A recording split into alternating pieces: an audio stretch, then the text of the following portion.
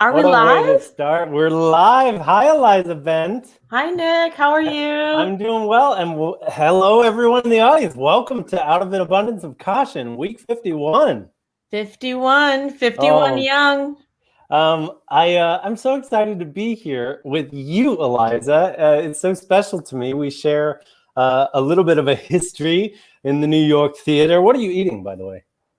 I'm having pasta in a bowl that is too small for the amount of pasta that's in it. Rats. I knew I was doing it, but I did it anyway. I've got my my Gosling's Diet ginger beer here. Oh, I don't know why I bother. Nice. It's good to change things up. It's true, Nick. We do share a history. We've worked together on Toilet Fire. On Real Talk Kip Talk. Yeah, same. This shirt is from Real Talk Kip Talk. I remember you had the radish. I just want to say that Eliza Bent, if you're in the sad state of not knowing what an amazing performer and playwright Eliza Bent is, let me tell you, she's just that. She's amazing. I've admired her work for a long time. I have two little short memories I want to share with you, Eliza, before we get started. A little trivia for our audience at home here. So Eliza, as Eliza mentioned, we did a show called Toilet Fire, which Eliza wrote and performed in. And we did it first at Jack, and then we did it at Abrams Arts Center, and then we did it at the Brick, and then we did it at Vital Joint, spanning many, many years. And one of my favorite Toilet Fire memories is we were doing the show at Abrams Arts Center. And Toilet Fire is a show that's full of poo puns. And Eliza really wanted the program, instead of saying Abrams Arts Center, to say Abrams Fart Center. And Jay Wegman, the great artistic director, hand wrote an F in front of each art center for the debut of Toilet Fire. And then we did a show where Real Talk Kip Talk, which was like a live talk show where Kippy Winston was supposed to be the host, but oops, she never showed up. Kippy's pronouns are Kippy. Kippy's pronouns are Kippy. Just FYI, keeping it on brand always. Continue, please. Eliza had this amazing entrance where she entered from there were two levels, and you remember you entered from a ladder and descended the ladder to the stage. It was one of the best entrances I've ever seen. Well, Nick, you were the person that made it all happen. I mean, Nick, you're someone, you write, you direct, you make wonderful sketch comedy. I feel like you probably know at least 3 instruments. You're also someone who knows how to use a wrench and a hammer. And I mean, the memories that I had prepared, I'm throwing them out the window because the memory that stays in my mind is we were filming a promotional item in my bathroom for right. Toilet Fire, and you were silently Windexing the mirror because you're someone who anticipates needs. You make sure everyone around you is comfortable. And it's one of the most amazing things. I mean, even tonight, you had a 10-page dossier prepared for our antics, our interstitial antics. And you're always someone who just goes above and beyond any task. And you're a wonderful artist, friend, human. It's a pleasure. I'm so grateful to be here with you, Eliza. And I hope the audience, you feel the love. We've got an amazing lineup, such a diverse pool of artists and disciplines and talent. Maybe we go back and forth on this one, Eliza, but up first we got comedy. That's not happening right now. That's next. Comedy is happening next. And then after that, what do we got? After the comedy, we've got shadow puppetry. That's right. And by Brzezinski and Schap. That's right. And then following that, we've got excellent performance art from Lorene Bouboushian. Yep. We've got some theater coming at us from Anna Langman and a whole assortment of other theater artists. And closing out the night, I mean, what a perfect way to end a Sunday than to totally bliss out to the music of Deepali Gupta. Absolutely. It's really good. So with that, Eliza, maybe I'll take a back seat here if you want to introduce these comedians coming up. Sure. These are not just comedians. I have a very special relationship to these comedians, which is that I will be giving them grades in a week. They are students, they are comedians, they are the future of comedy.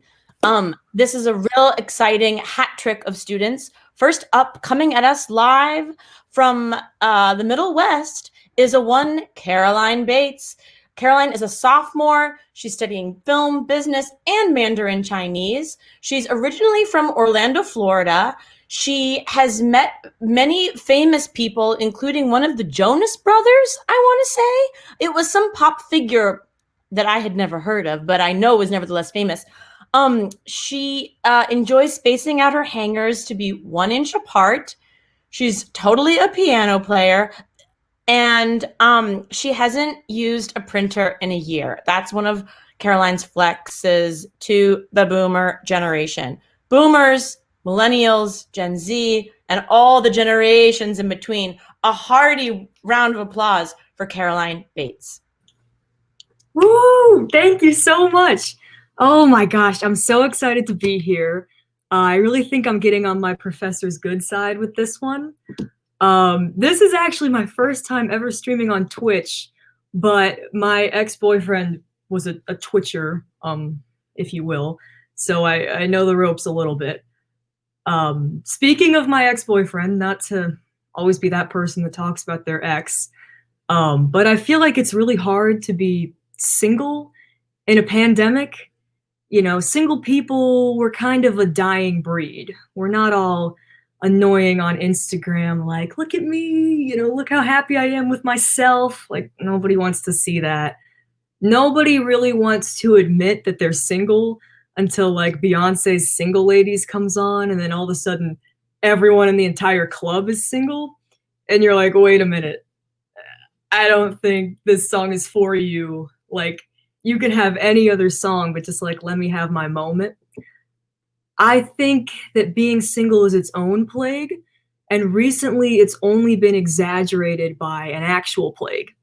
And I say that because there's a lot of guilt, there's a lot of COVID shaming, a lot of hypocrisy.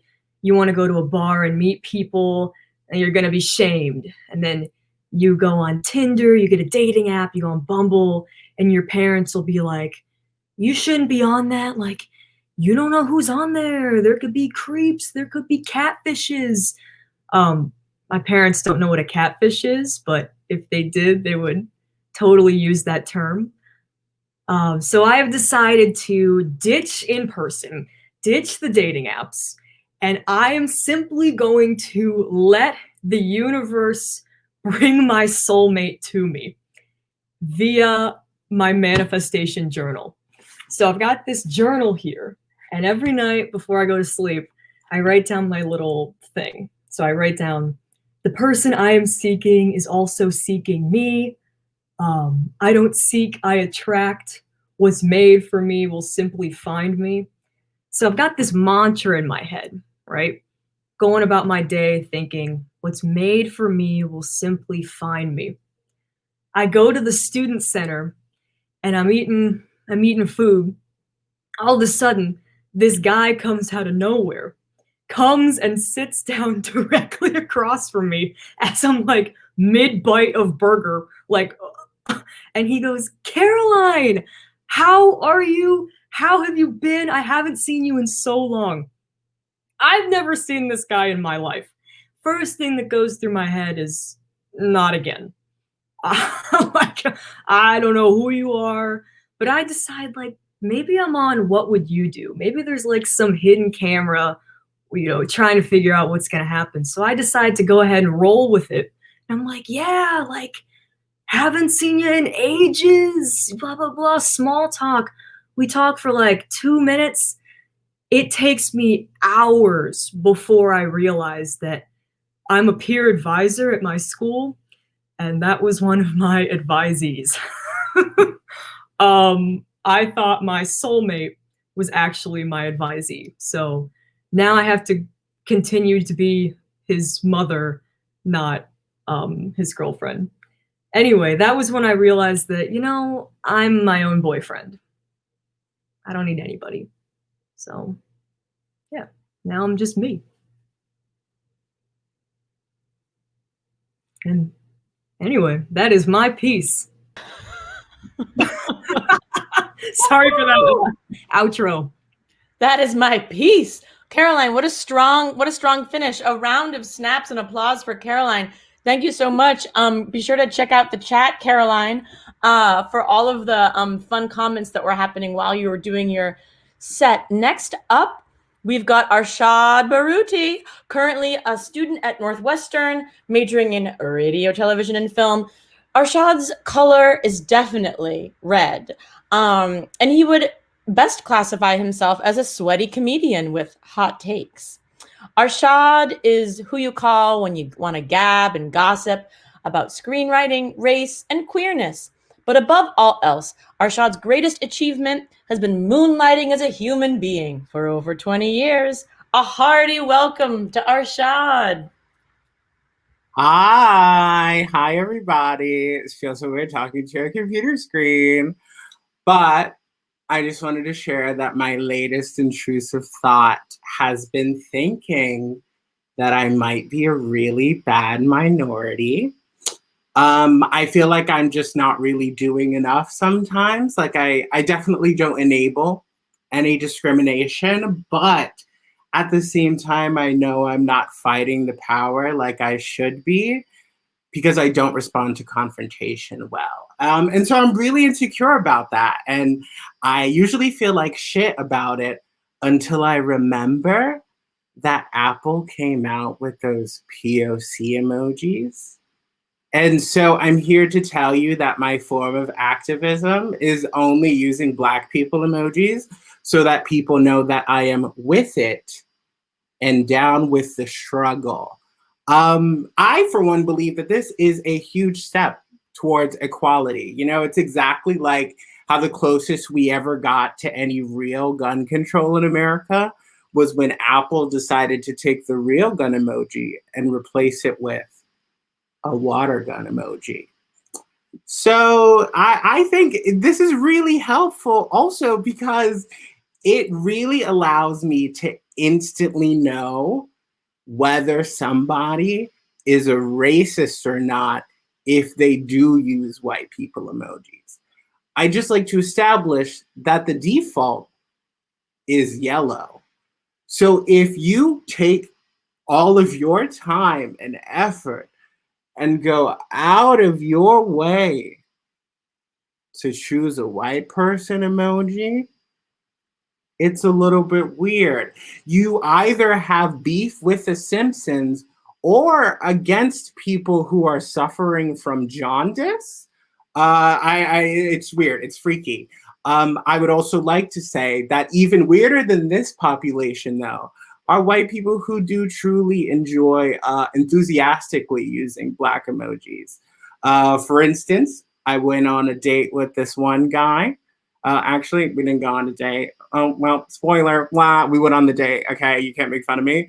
But we were planning this date over Tinder, and he decides it would be really sexy, but also very civil rights of him to send me the white fist and the Black fist, but together so that it looks like a fist bump. And I've never been more repulsed in my life, but I was thinking, how could I get over this? How could I turn the other cheek? And if you're wondering how, the free food I ate, tasted on that date, the chicken parmesan was lovely. Thank you. That's all I have for you tonight. Woo-hoo! Give it up for Arshad. Yes, dance it out. I would just like to say, as a white person, I avoid all race-based emojis. Just like to stick to symbols and smiling faces. Exactly. It's a discourse. It's a discourse. Thank you so much, Arshad. Okay, next up, I'm tabbing over to my notes. Her name's Anna. She's currently a student at Northwestern in Evanston, Illinois. She's studying film and music technology. Anna is a native Chicagolandian. She also ran a sketch comedy club out of her hometown, West Aurora High School's high school. She ran a comedy club out of that, which is so boss. Her hobbies include getting new hobbies each month. The last few months, that's been journaling, baking, and now stand-up. Next month, who knows? What is for certain is that in the next moment, Anna will grace us with some comedy. A warm welcome for Anna. Woo-hoo. Hello, I'm Anna. I'm from Chicago, and I don't really get the phrase, you dodged a bullet. I went through a really bad breakup a couple years back, and all my friends were trying to comfort me. They were like, Anna, you dodged a bullet. Have you ever seen someone dodge a bullet? That shit that happens in like The Matrix or in spy movies, or those really cool like Bollywood action dramas with all the crazy cuts and VFX. That shit is so cool. Do you know what's not so cool? Spending over a year of my life being gaslit by a guy whose only two personality traits are specifying that he's 5'7" and 3/4, and getting really mad at you when you beat him in Wii Sports Bowling. Okay, not very cool. But at the time, I was really, really heartbroken, really distraught. And I remember getting up the next morning and going to my mom at 5 a.m. and being like, Mom, I want to go to the gym. And I don't go to the gym. I don't work out. But I was very unhinged. So my mom was like, okay, sweetie, let's go. And so we go to the gym, but due to the fact that I hadn't eaten, I had barely slept, and I had cried out roughly half my body weight in water, I ended up vomiting and passing out into a trash can. Very great for me. And so the paramedics came, they, put me on the ground, and eventually I like regained consciousness, and I saw my mom like standing above me. I saw her face like the face of God. And in that moment, I like wanted to die. I was like so sad, but I knew that I would find it really, really funny later. And so in this moment, looking like a corpse, I say to my mom, take a picture. And she did. My mom took a picture of me on the ground surrounded by paramedics. And I have that picture. I'm going to have someone send it afterwards because I was correct. It's so, so funny. But it also just so happened that I coincidentally had a gynecologist appointment that same day. And so me and my gynae were like talking, we're chatting, we're vibing. And then she decides to ask me the question. She says, and are you sexually active, hun? And I look this grown woman dead in the eyes, burst into sobs and say, not anymore. Thank you.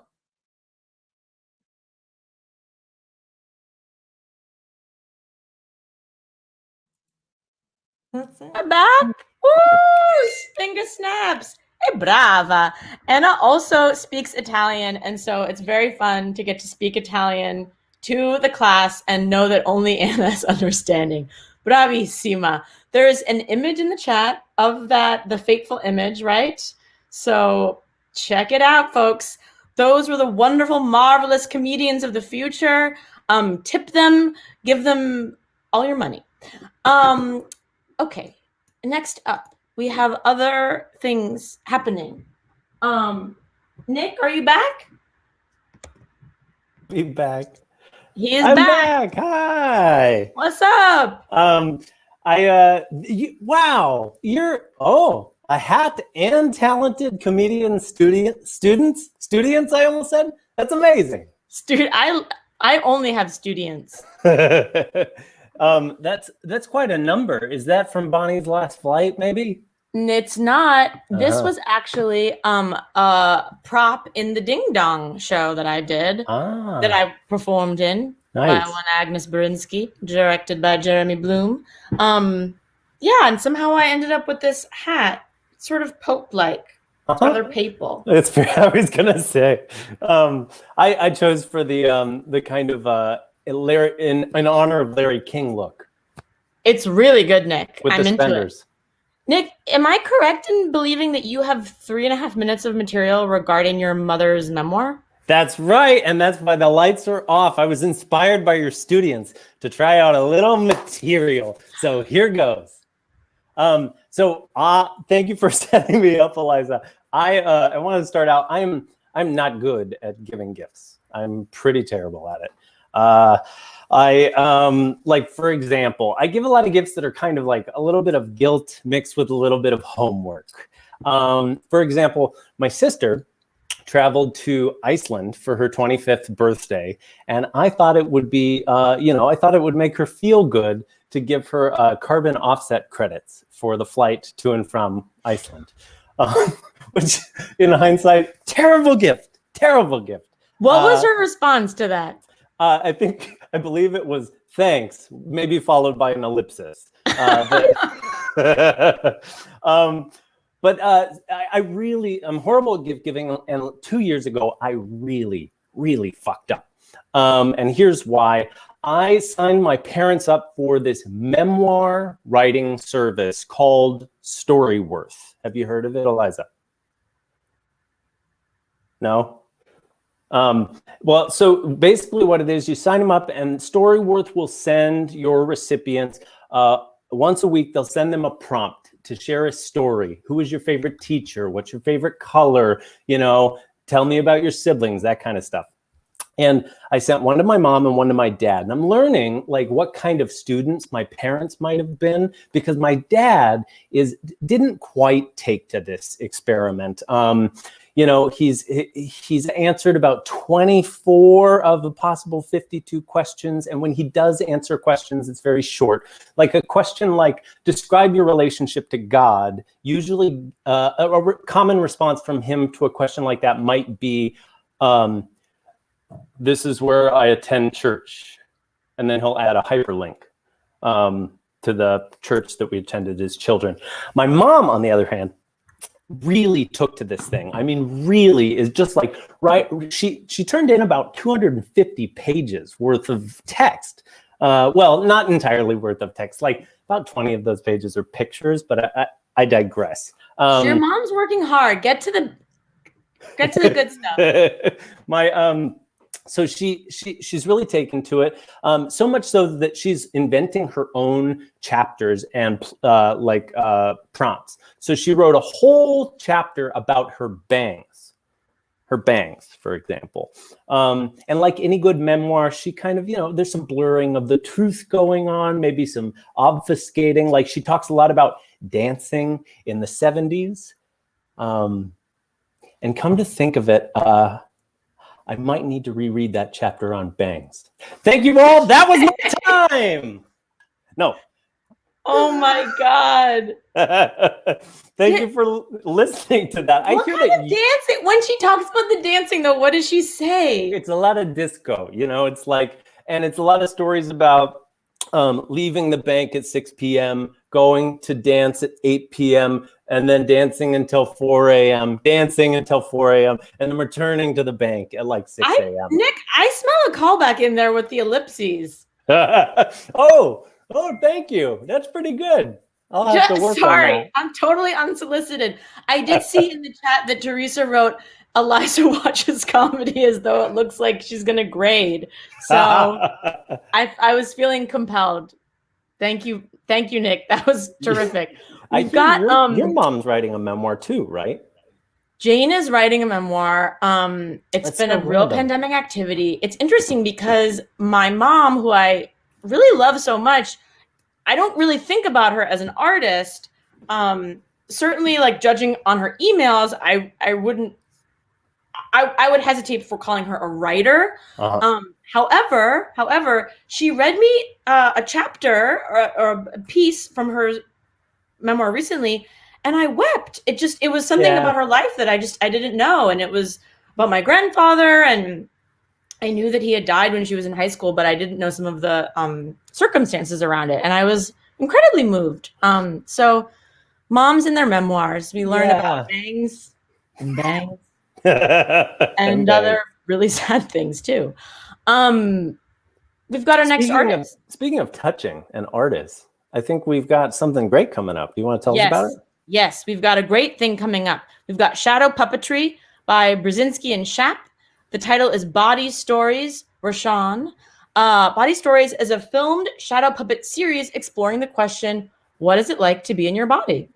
Sounds amazing. The series was inspired by interviews with Lisa Joyce, Saya Korsandi, forgive my butchering, Hannah Datz, and Rashawn Frazier. Original music was composed and recorded for the project by musician Christopher Vu. Follow them. Their handles are up there. Brzezinski and Schap is the creative partnership of Caitlin Brzezinski and Libby Schap. Their distinct style features moving shadows, screens, innovative light textures, and blurred lines between performer and shadow character. We're so thrilled to have them here. We can't wait to see the next in this series, Body Stories. Thanks.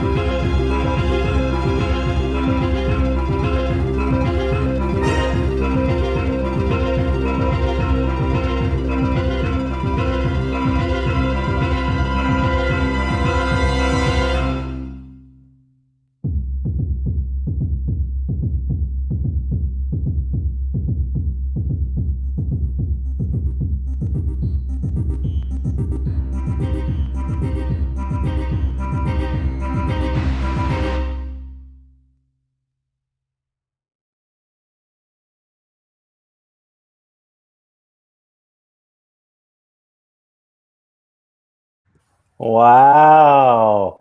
Super cool. That was so cool. Yeah. I really dug that. Oh, we got a new hat going on. Nice. It says, I love Zagreb.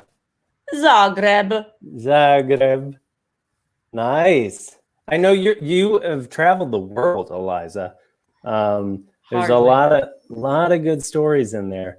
I wonder, we were talking earlier about like online communities, joining new online communities. Maybe Twitch, for example. This might be new to some people. I hear you've been doing a deep dive into Nextdoor. Is that right? That's true. That's true. I moved to Evanston, Illinois, February 2020. Had a good 6 weeks of civilian life settling in. And then as the pandemic has unfurled, I've really tried to, embrace my current circumstances and learn about my new community. In fact, I've been a little bit working with Kippy to put up some stuff in the chat. So all to just say that I joined Nextdoor. There was a very interesting post recently that I feel like Nextdoor gets a real rap of being like a place of policing and neighborhood watching. Yeah. I have found that certainly to be partly the case. That's definitely, there's a strain of that happens, and very angry, like finger wagging about like parking and things of this nature. However, there is another very interesting, wholesome strain of like neighborly civic life that unfolds. So one of these things that was recently posted was a man, an older gentleman, which will be important to the story, wrote, I have two lifelong friends, Al, who is a musician, and Bob, who is a minister. We're all retired. It's our pleasure to get together for lunch once a month. We share stories, tell a few jokes, and catch up with each other. That sounds nice, right? Yeah. Sometimes we get a little philosophical. Oh. This was one of those times. Al turned to us and said, when you're lying in your coffin at your wake, what would you like people to say about you? It was obvious that Al had thought about this, so we told him to go first. He started. I want them to say, there lies Al. He was such a musical talent, and his musicianship gave so much pleasure to his listeners. He will surely be missed. Bob and I thought that was pretty good. Then Bob said, I would like them to say over my body, there's Bob. He was truly a man of God, always there when we needed him, and a pillar for us all. Then they looked at me. So I started. I would like them to look at me and say, there is Jerry. Look, he's breathing. Wow. Like so wholesome. So sweet. Wholesome. And so, another really popular post recently was about was the following, which was, I accidentally microwaved my cat's urine sample. It was in for 30 seconds. Now the stench is unbearable. Any tips? This yielded 140 replies. One of the replies was, maybe try microwaving dog urine to get rid of cat urine.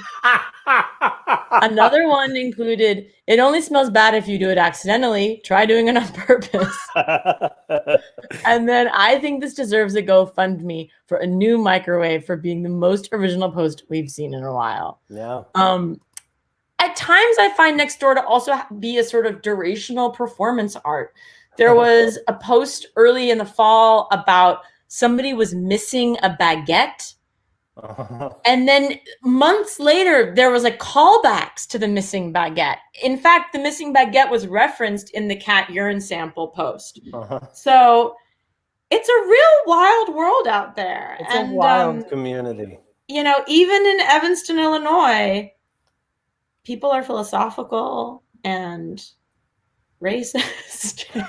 and it runs the gamut. It runs the gamut of what's on there. People are really interested too in how to repair their toaster ovens. That's another big one. That's a popular one.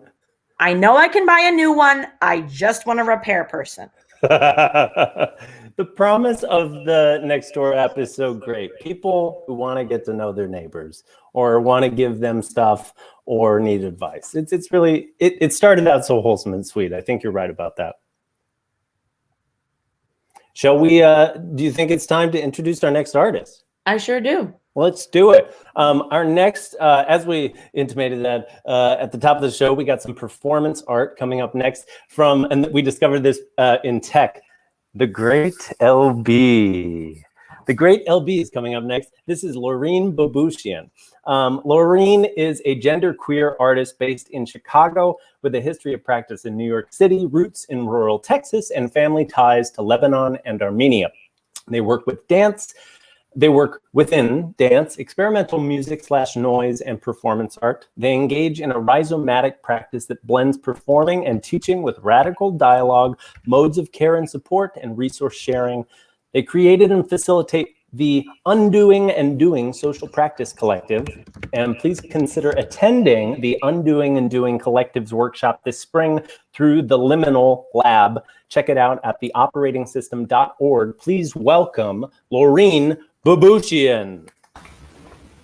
Hey, can everybody hear me? Somebody can drop something in the chat just to let me know you can hear me. Oh, I see a yeah. Okay. Oh, yeah. Thank you for dropping that link to the operating system. Okay, cool. Let's get freaky. I'm going to get kicked off the internet.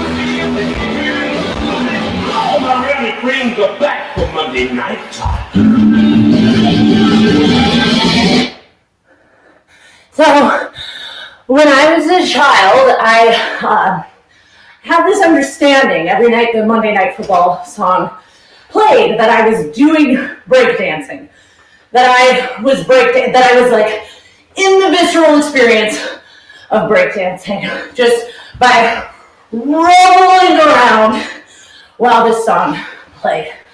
And it was really, very,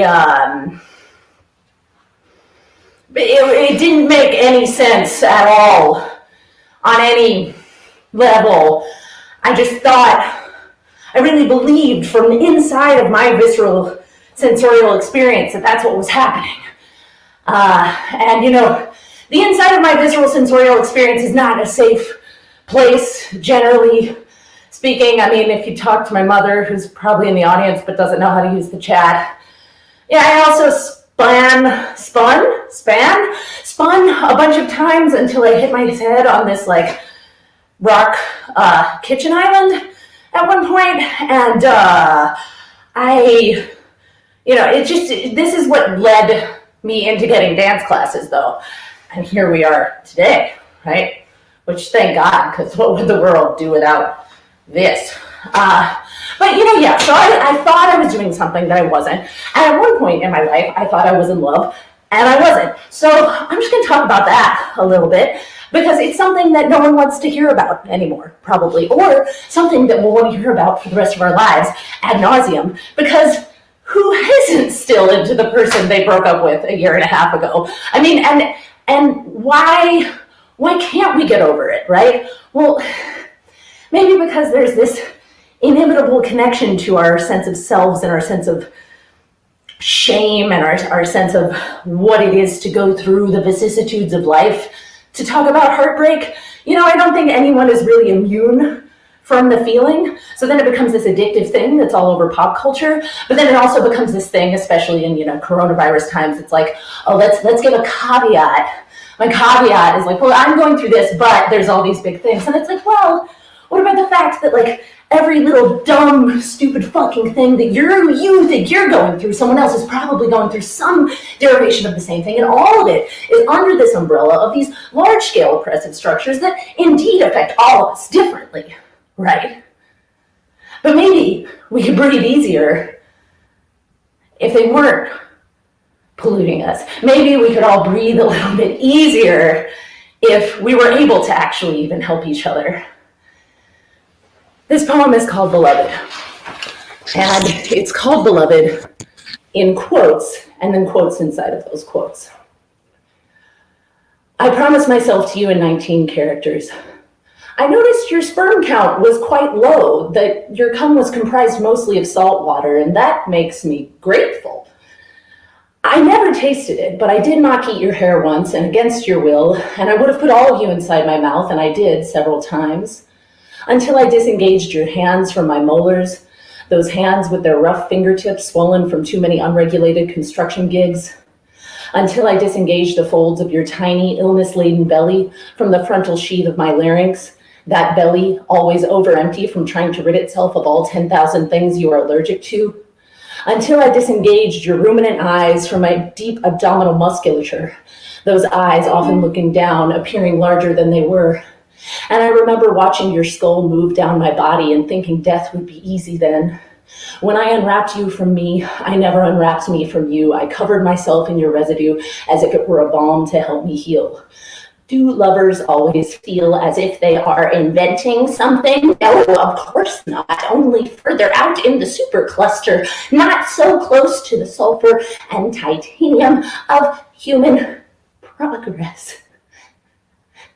When I looked through those tree branches and felt your mouth on my body, I met you out there without meaning to, and it has taken every inch of my will to bring myself back from a place where I let myself be abandoned, where absorption was the facsimile of magic, where once on its own performed forever, sustainably, more than itself.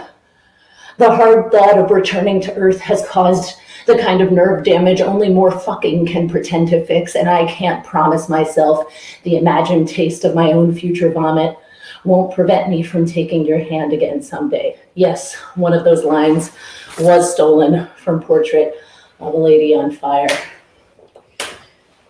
Oh, feelings, feelings, feelings. Feelings dangle like little shrimps from your titties. Feelings, feelings, feelings. Feelings dangle like little shrimps from your boobs. Feelings, feelings, feelings. Feelings dangle like little shrimps from your titties. Feelings, feelings, feelings. Feelings dangle like a couple shrimps and maybe some curly fries too. Feelings dangle like little shrimps and maybe some curly fries too. I hope Red Hot Chili Peppers doesn't do a copyright claim for using the asterisk.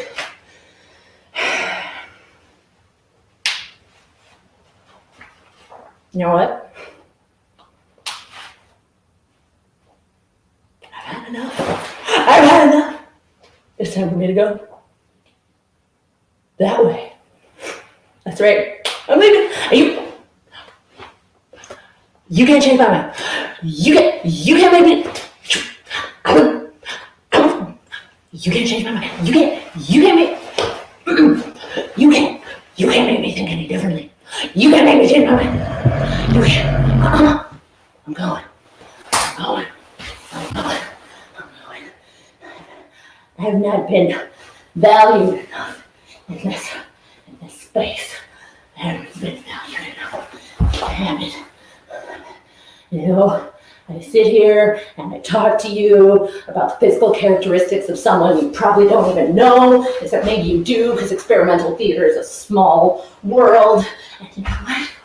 I am ready to go. I'm going. All right. Here we go.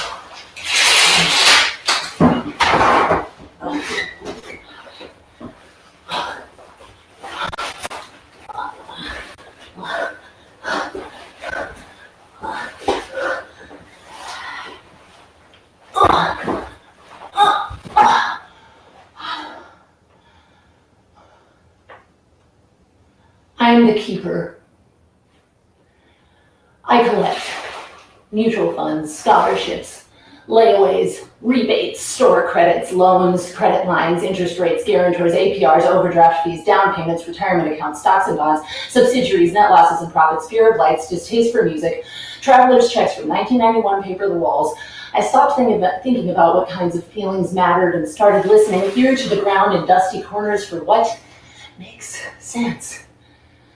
And here I am sitting, I've stored all my longings, organized them alphabetically. I can look at this array and fully understand myself, no questions. And at the end of each day, I use echolocation to center myself in what I have versus what I might have, or might have had, or might have known, or might have had or known. Industry in all its meanings is my pride, and this is better than the agony of emergence, or the weight of criminal desire that life would be otherwise. It festers and dries, there is no substitute, save with those funds. You really should look into them, you know.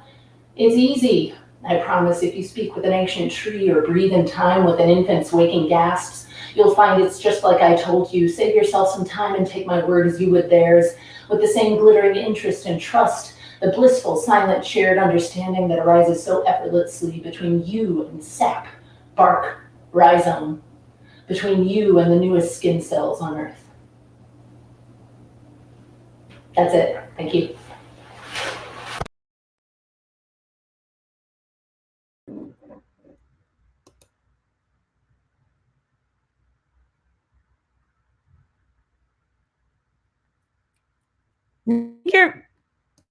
Nick, I think you might be muted.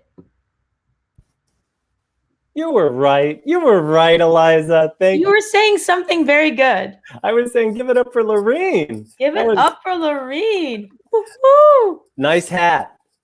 Thank you. What's the story there? Kippy actually gave me this hat many moons ago. Kippy apologized in the chat for not having the next door links.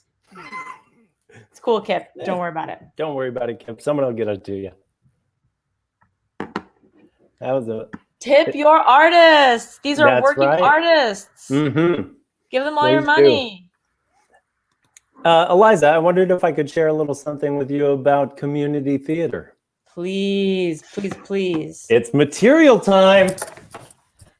Hey, everybody. So I come from this small town in Southern California called San Clemente. It is the type of place where one could have, a life without cares. It's, often 70 degrees, 350 days out of the year, got sunshine. It's affluent. It's also very white. When it's no surprise that, a place like this is, kind of the central area, the overlapping in the Venn diagram for conspiracies like QAnon, like anti-maskers, like Trumpers. In fact, there was a public school teacher, a high school teacher in San Clemente that was at the insurrection on January 6th. And I had the very distinguished, opportunity to call the FBI tip line and tattle on a public school teacher. And I just think it's kind of funny that a government employee is trying to overthrow the government. But hey, you know what they say, it's an inside job. So there is a theater in my hometown called the Cabrillo Playhouse. And when I first mentioned the Cabrillo Playhouse, Eliza, you had a very funny misunderstanding or misheard me or translated it. What was it again? I thought you were talking about Cowabunga Canyon. Cowabunga Canyon, right. But that's what Nick, you called it. Oh, man, I really want to go back to you calling in this teacher. You are a patriot. Look, I had to do something. People in Orange County were like, this teacher went to the insurrection. And I said, well, I've been seeing this link floating around to this phone number for the FBI. I'm going to go ahead and call them in. But as you were saying, you call this playhouse, the Cabrillo Playhouse, Cowabunga Canyon, which I think is an important piece of rebranding. And, speaking of rebranding, a lot of these small theaters are trying to do a digital pivot right now, right? We're on Twitch right now, there's Zoom readings, there's podcasts, and Cowabunga Canyon is getting into the business of the wild frontier of email newsletters for the very first time. They're sending email newsletters, and it's a little bit like watching Methuselah try to play with a hoverboard. It's the artistic director is writing these, long emails. No one's editing them. It's stream of consciousness. And, you know, he's trying to share the behind the scenes stories that every theater goer wants to know, you know. He spends a lot of time, he spends an inordinate amount of time shitting on volunteers. He will call these people out by name and say, like, so-and-so didn't fold the programs right in 92, or someone, you know, painted the stage the wrong color. And he also regales his audience with stories of, you know, scenic designers coming in under budget. You know, the stuff that people really want to hear. And, you know, we're having it tough. Community theaters are having it so tough. You know, where will people go to fill the hole in their spirit that only Tony and Tina's wedding can fill? You know, where will volunteer ushers regale young people with their stories of the off Broadway credits they had in New York City in 1940? And where, oh, where will you see age-inappropriate casting like this, a 75-year-old Lucy kissing an 18-year-old Charlie Brown on the mouth? Where will you see this stuff? That's my time. Thanks, everybody. Nick, wow. I'm so embarrassed that I didn't come up with material like you, but that was new material because I thought you were going to read the stuff. I have some transcript stuff in the vein of the next door stuff you shared, but it pales in comparison to the next door stuff that you shared. Really, truly. It's not, there's never a pale. It's just, it's different frameworks. Yeah. Thank you. That's very generous of you. Wow. I learned generosity from you, Nick. Oh. We Hey, both Eliza. know I'm an evil vampire on the inside. Speaking of generosity, do you want to give a generous introduction to our next guest, Anna Langman? Yes. It's Anna Langman, not Anna Langman. That's what I heard backstage. Forgive. I could be Anna wrong. Langman. Hopefully, maybe Anna will correct us in the chat. But Anna Langman is presenting Shelter Skelter. It is a collaboratively developed play written by Anna, based on discussions with the director Nick Brown and actors Leah Hauser and Lucas Gust. The piece explores the notion of physical and societal structures and the way that they can comfort, limit, and in a perfect world support us. With the world of Minecraft as a theatrical space, this piece allows for the live construction and deconstruction of the world's architecture, while enabling its participants to gather and interact in one arena together, surrounded by the beauty of nature, while our bodies remain safe inside our homes. There's tons of stuff about this on Instagram. Shakespeare's Lilisis, Glam Girl. These handles will be put up onto the screen. Anna is a candidate at Brooklyn College, a wonderful Hey, Eliza, that's where you went. It is where I attended. It is only second best to Northwestern, where I now teach. Oh, just kidding. Brooklyn College is really such a great program. Had to make a tiny joke about that. Her work seeks to break the way we think about theater and about life while always remaining inclusive to the asexual community. During quarantine, she has created short plays in formats such as Zoom, Twitch, and Instagram. This is her first Minecraft play. Very exciting. We're so excited to have Anna here. Anna is also a prolific sonneteer and an avid bardolator. Sounds like Shahakaspire to me. Shahakaspire. Everyone, let's give a warm welcome to Anna.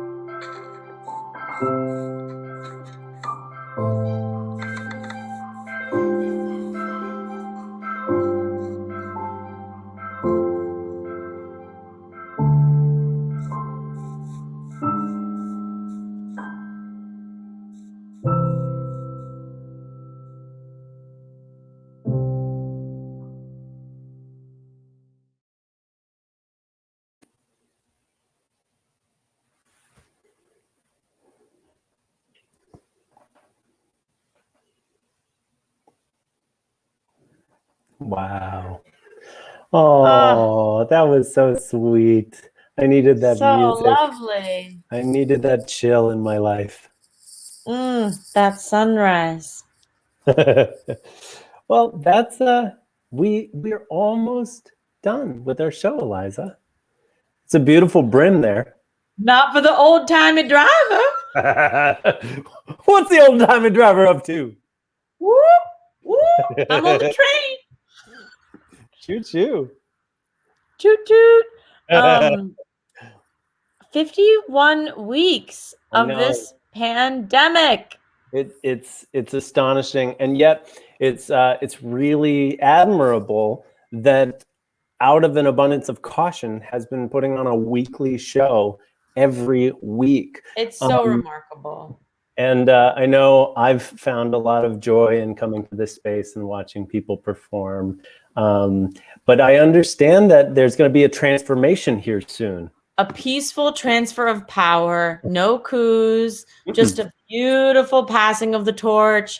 And we have a special guest, Lorene, the amazing Lorene Miller, to tell us a little bit more about what that transition will look and feel like and what might be next. Come on in, Lorene. Hi. Hey, thanks, guys. You are such wonderful hosts tonight. It has been so much fun just moderating from back here and getting material time. Material time. Who knew?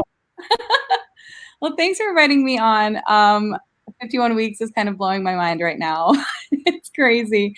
And we're really excited because, we needed sort of a time-bound something to this experiment, or else it just would have gotten so unwieldy. So at some point, it had been, we're doing this for 8 weeks. Maybe it's 12. Maybe it's to the end of 2020. And then Theresa brilliantly was like, I really want to do 52. So we said, we're doing 52. We did it. And we did it. And we have an incredible, big bang end of the experiment show next Sunday. There also might be sort of a secret special bonus episode 53. Oh, nice. It's just between us and the 30 people watching. But after that, it's going to continue. We built a platform. We have a community. But what would come next? The show is shifting. It's shifting to a monthly format, not every week. So you'll have some of your Sundays back, faithful watchers. But we'll also be shifting the platform towards student and learner-driven work. So mostly from young folks, college-aged, but maybe some younger folks, maybe some older folks, but folks who are in sort of the process of learning a craft and adopting a craft are going to be leading and sharing their work. That's great. It's so great. And it's a brilliant idea that came from the lovely Kate and Harriet and their team, Ben and Eliza. So they're going to be really taking this mantle up for the months to follow, for who knows how long. So we're really stoked. We're definitely, we're excited to share that with y'all. And if you have folks who are in the world of academia or in the process of learning things who should be on this, you should definitely bring them out. And you can, I'll pop our email into the chat to just get in touch with us. And we're excited. It's going to be Well, I'm excited to stay tuned and see what caution OOAAOCTNG is going to be like. TNG, the next generation. That's right. So dope. Well, thanks for coming on and sharing that, Lorene. Thank you. Awesome. We're going to wrap up the show here. Great. I'll be backstage. I'll see you there. All right. I don't know about you, Eliza, but I'm feeling so grateful. I want to give a big thank you and shout out to all the artists who joined us for this episode. I want to thank Theresa Buchheister. Anyone you want to thank? The whole team. The whole team. Lorene Miller, Kate, Ben, of course, doing the tech. Nick, I want to thank you for being prepared. Oh, for having material. I give you an A+. I want to thank you for being so spirited and game. Northwestern doesn't allow me to give an A+, only A. It is so cheerless. That's a little stingy. That's stingy. We've got one more thing. We got one more thing. And I feel like I got to get in the mood for this. You know what I'm saying? I'm going to turn the light. Gupta. I'm going to put on some stunner shades here because we got some cool stuff coming up right now. We've got the amazingly talented musician, composer, performer, singer, Deepali Gupta. I've had the pleasure of seeing them perform more than a few times, and it's always so engrossing and such a great way to chill out on a Sunday night. So I want to say thank you, Eliza. Thank you, audience, and enjoy the Deepali Gupta ride. Enjoy.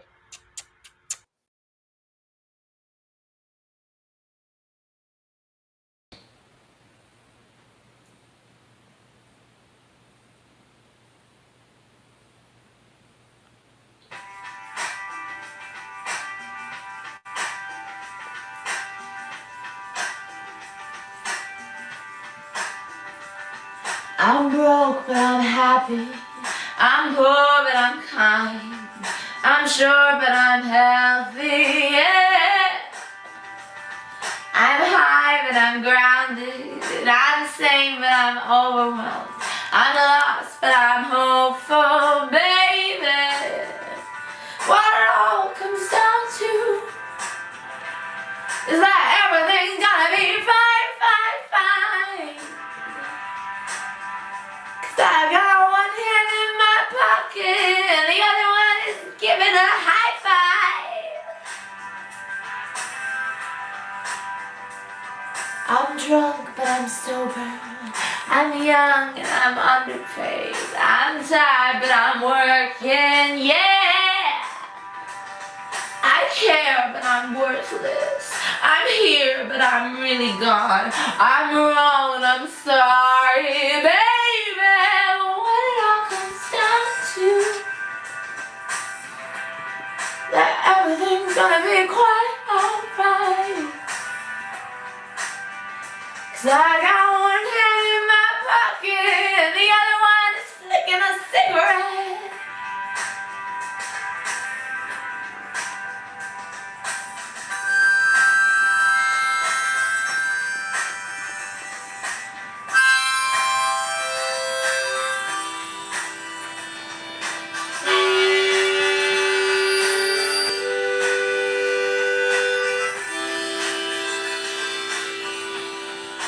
What it all comes down to is that I haven't got it all figured out just yet. 'Cause I got one hand in my pocket and the other one is giving a peace sign. I'm free but I'm focused. I'm green but I'm wise. I'm shy but I'm friendly, baby. I'm sad but I'm laughing. I'm brave but I'm chicken shit.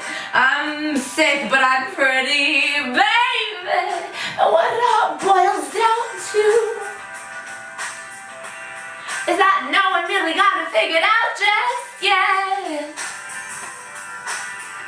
Well, I got one hand in my pocket and the other one is playing the piano.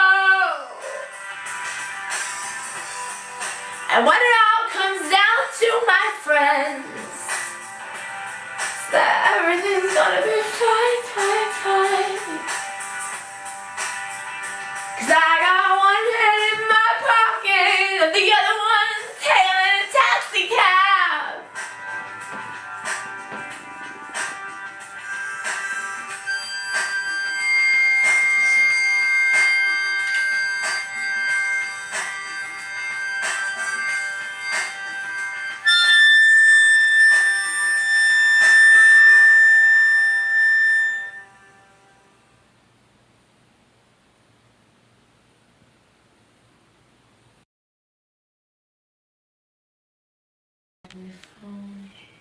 Tilts a little this way. You can still see the karaoke. Action.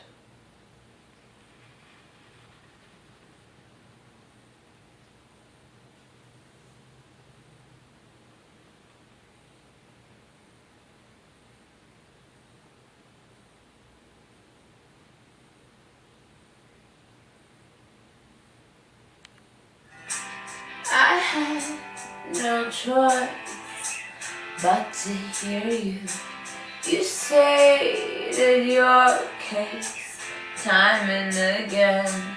I thought about it. You treat me like I'm a princess. I'm not used to liking that. You ask how my day was. You already won me over.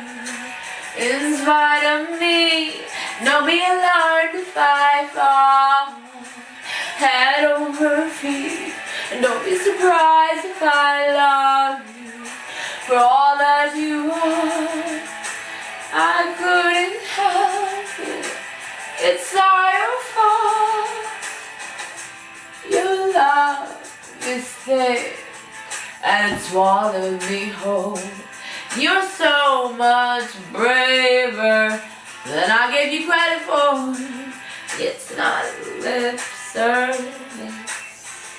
You've already won me over. In spite of me, don't be alarmed if I fall head over feet. Don't be surprised if I love you for all that you are. I couldn't help it. It's all your fault. You are the bearer of unconditional things. You held your breath and the door for me. Thanks for your patience.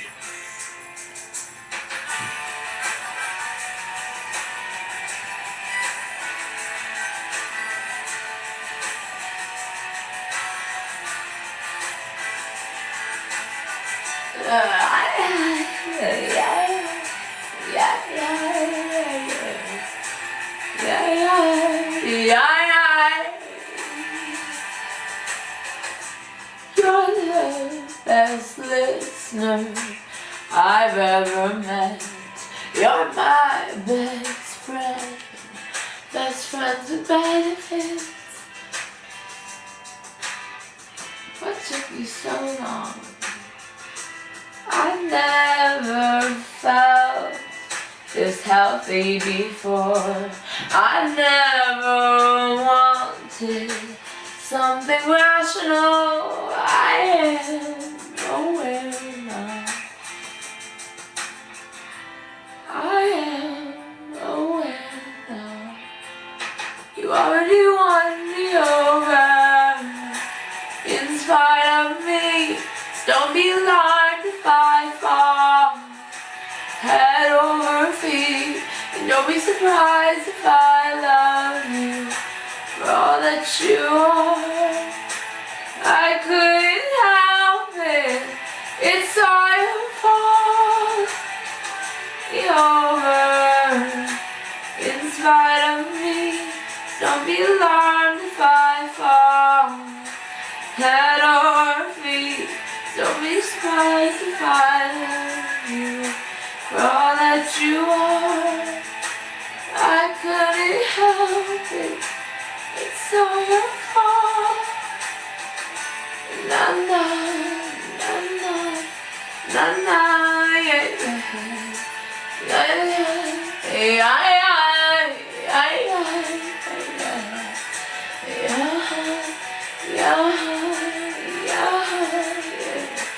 I couldn't help it. It's all your fault. Yeah, yeah, yeah, yeah, yeah, yeah, yeah, yeah.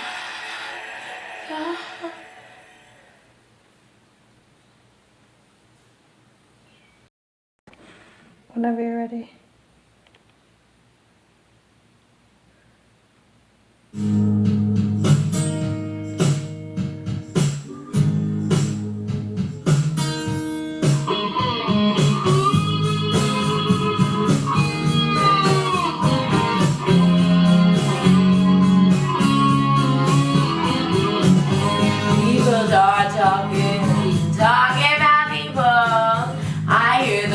whisper. You won't believe it. They think we're lovers, kept undercover. I just ignore it, but they keep saying loud, just a little too loud. We stand just a little too close. We stand just a little too long. Maybe they'll see it. Something we don't, darling. Let's give them something to talk about. A little mystery to figure out. Let's give them something to talk about. How about love? I feel so foolish. I never noticed you'd ask for no. Would you be falling for me? It took a rumor to make me wonder. Now I'm afraid I'm going under. Thinking about you every day, dreaming about you every night, wondering if you feel the same way.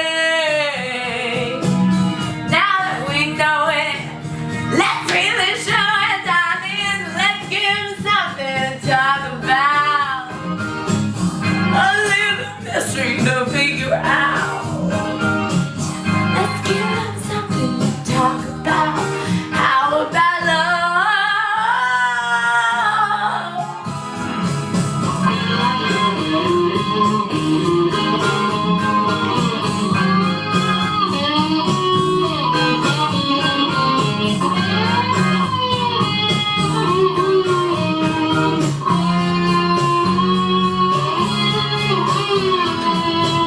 let's give them something to talk about, baby. A little mystery to figure out. Let's give them something to talk about. How about love?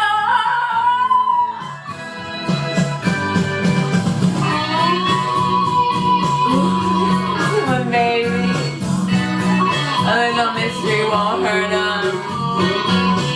Let's give them something to talk about. About love, love, love. Ooh, ooh, ooh, love. Ooh, love. Love. Ooh, ooh. How about love, love, love, love?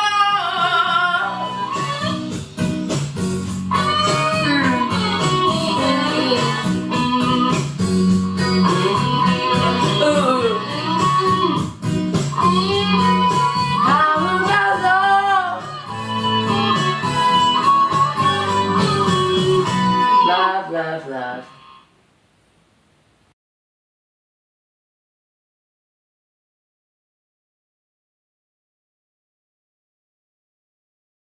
Ready? I'm ready whenever you are.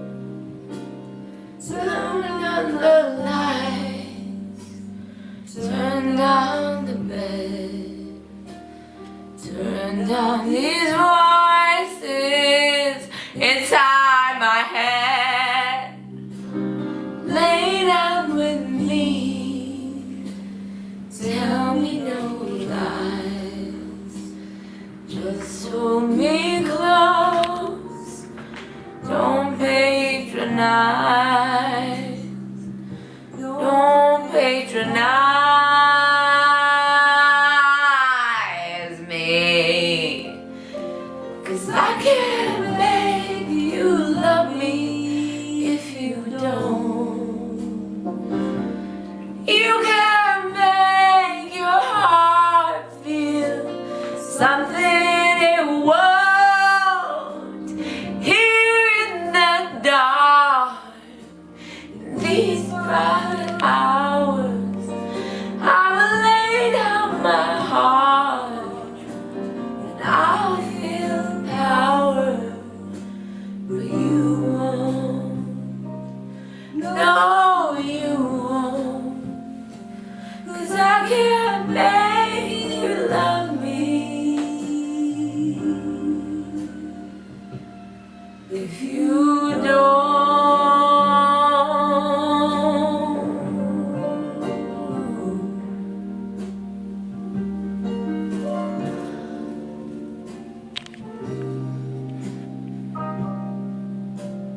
I close my eyes, I won't see the love you don't feel when you're holding me. Morning will come, and I'll do what's right. Just give me till then to give up this fight. And I will give up this fight,